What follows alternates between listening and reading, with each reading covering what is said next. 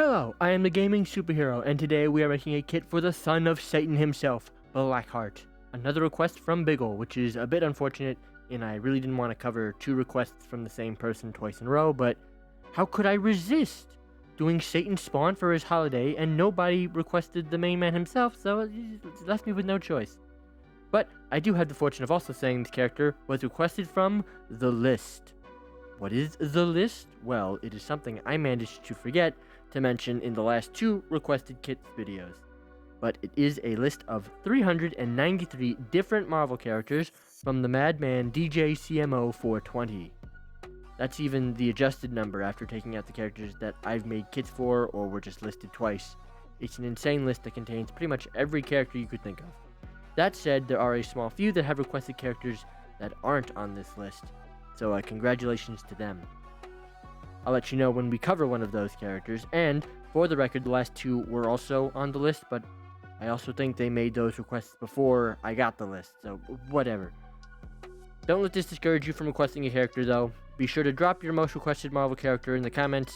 With that exceptionally long intro out of the way, Blackheart hasn't appeared in a lot of comics. He is only in like 7 or 8 total, and that's issues, not runs. Only 3 of those are before the Ghost Rider movie he appeared in, which I would call his most notable appearance, but given the resident Blackheart fan Biggle didn't even know it was him in the movie, I guess that leaves his most notable appearance as Marvel vs. Capcom.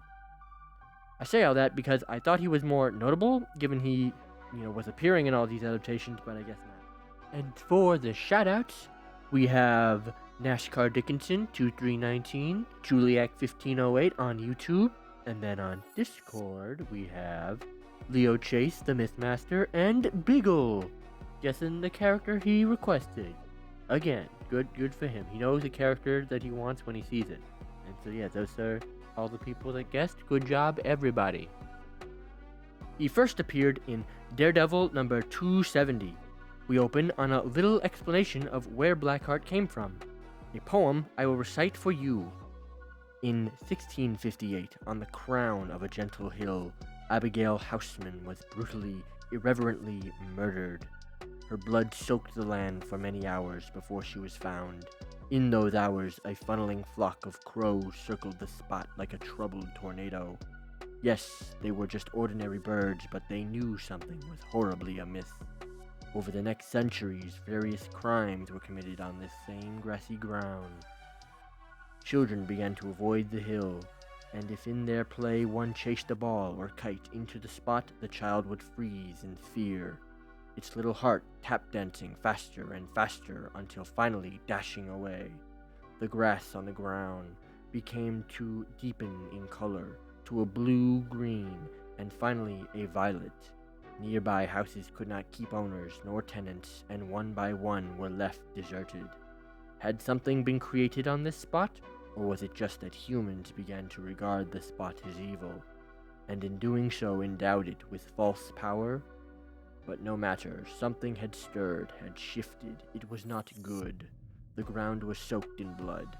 The air with screams and pain seemed to fill even the plants that grew out of the hill. Strange plants, twisted with a melancholy beauty. Romantic, tragic roses with 1,000 thorns for every blossom. The anguished beauty of the place attracted the young. The restless teenagers began to dare one another into nightly visits into the spot. They held seances or simply held their lovers in their arms, and eventually more tragedies were added to the hill. That was a long quote, but still I felt reading it in full did the most justice. We now cut to the present day, where a couple go onto the hill and the man tries to do something worse than murder, given I can say murder, but not this. This final act of evil finally gives life to Blackheart, who obliterates both the woman and man. Mephisto then appears to explain to the young and naive demon how true evil is done, not simply by killing, but making others betray their morals and sensibilities. He also gives him a human disguise, because he also says evil is most potent when hidden. He sends Blackheart into the world to spread evil. We then cut to some loser in red tights, training in an abandoned amusement park. Blackheart tries to blast Daredevil, but he dodges it. But it also destroys a roller coaster, which is noticed by Spider-Man in a Greyhound bus. That's right, 2 red losers for the price of 1. Let's go, boys. The fight isn't going well. Given any big hit Blackheart takes, he returns in a big explosion. So, Spider-Man, dropping a building on his head, is very unhelpful.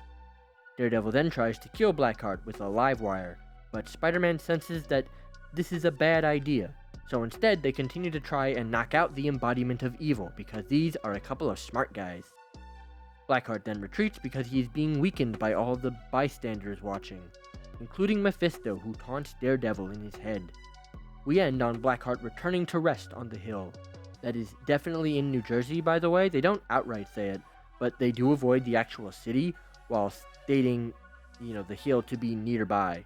Plus, where else are you going to find such an evil hill? That is the introductory story for Blackheart. Not going to lie, that was easily the best character introduction I've read yet. It had such a good sense of, building the aura and suspense around this eventual birth, and being able to threaten Daredevil and Spider-Man so easily as a baby demon. Just, 5 stars all around. But now, on to the kit. I have made the Son of Satan a duelist, because he doesn't really have the imposing power that Mephisto himself, so a simple duelist it is. His primary fire is a big projectile blast with decent damage. Nothing really crazy here. For the movement ability, it is a little interesting. It is very similar to Jeff's movement, where he melts down to a living shadow that can travel around the environment. That has the added effect of blinding enemies he travels through. This is to make it a little different from Jeff's movement. There's also a bit of damage reduction for Blackheart, because I imagine him turning into a blob, so bigger and easier to hit than Jeff. Not to mention the lack of any self-heal while moving. I also gave him a passive called Hidden Evil. Deal extra damage to enemies that are a certain distance away from their allies. An ability for dealing with flankers, whether they are in the backline alone or running along a side path to get into the backline. Inspired by Blackheart being most effective when not being observed. So I thought it'd be a fun thing to give him. Ability 1 is Black Thorns. Extend spikes all around himself that damage, knockback, and slow enemies. The knockback isn't very extreme because he doesn't really want the enemies to be knocked too far. But the slow should be quite helpful to keep them within his bonus damage range for an ability I will get to later. There is also a nice bit of damage from the ability, but nothing crazy. The main use, as I see it, is to use the movement to move into the group of enemies and use this to deal a good amount of damage and then follow up and hopefully get the kill with all your other fun abilities. Ability 2 is quite interesting. It is called Tremendous Torment. Select an ally, and the damage that ally takes for the next few seconds will feed into Blackheart's primary fire, allowing him to deal bonus damage for that same amount of time. It will not cause the ally to take any extra damage, nor will it prevent them from taking damage at all, but from the ally's perspective, there really is no change. It will just benefit Blackheart, assuming the ally continues to take damage. So best to put it on a tank, although if you should put it on a more fragile character, there is an extra bonus for if the character dies with this ability on them. Blackheart will keep the bonus damage for an additional few seconds, as well as gain bonus health.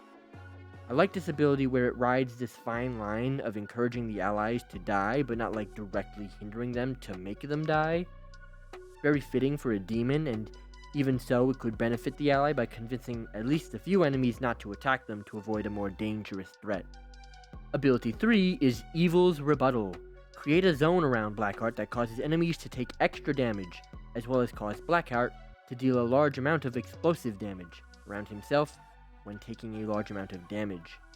This was that ability I was referring to earlier.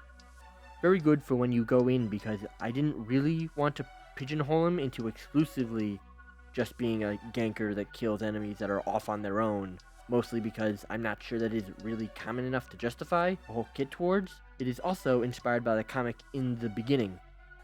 It doesn't prevent him from taking the damage, but rather just lets him also expel it to damage enemies near him.